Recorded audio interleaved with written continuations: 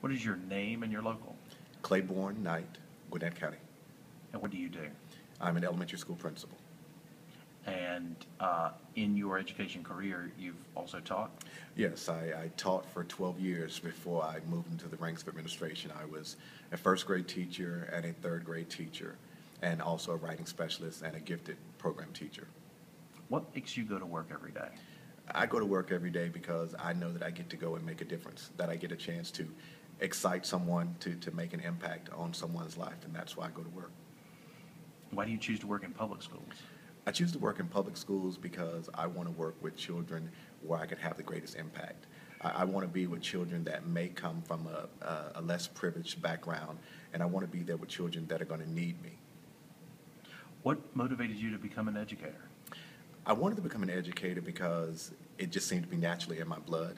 I knew the impact that teachers had made on my life growing up, especially growing up in a single-parent home. I knew the importance of the teachers in my life, and especially the male teachers that were influences for me, and I wanted to be able to give back and do that same thing, and I'm very privileged to have been able to do that now for 19 years. As a male educator, how important was it for you to work in elementary grades? That was probably the only choice I had, because I knew that the importance of a male role model in a student's life, whether there was a father in the home or whether there wasn't a father in the home, just having a male to be able to teach them as they're learning. I wanted to be one of those first impressions that was made in the child's life. I didn't want to have to come back being a middle school teacher or high school teacher and try to unteach what someone had taught the students. I wanted to be able to give them the right information from the get-go, and that's why I started at elementary school level. What gives you the energy to do what you do? It's my students. It's knowing that I'm going to be able to see their faces every day, to see them smiling, to get the hugs, just the high fives or the thumbs up that I get from the kids every day. And it's so often sometimes now being an administrator, sometimes we can easily get caught up in just dealing with administrative type things or dealing with the adults in the building. But the children are always where I'm able to just be re-energized. So if ever there's a tough moment, I just can walk through the cafeteria, and to them, being the principal, it's almost like I'm a celebrity with them. And so they just really show me, this is why you're here. And it just takes away all those other things that might be trying to weigh me down. What makes you proud of the work you do?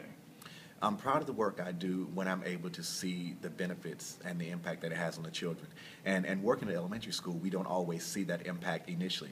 Like I said, when I think about being a first grade teacher, we don't always see that initially. And so it's knowing and trusting that we're making an investment. Just like if someone were in the stock market, you may not jump in the stock market and make money immediately, but you get in the stock market and you believe that you're going to see, a return on that investment. And that's why I'm a teacher.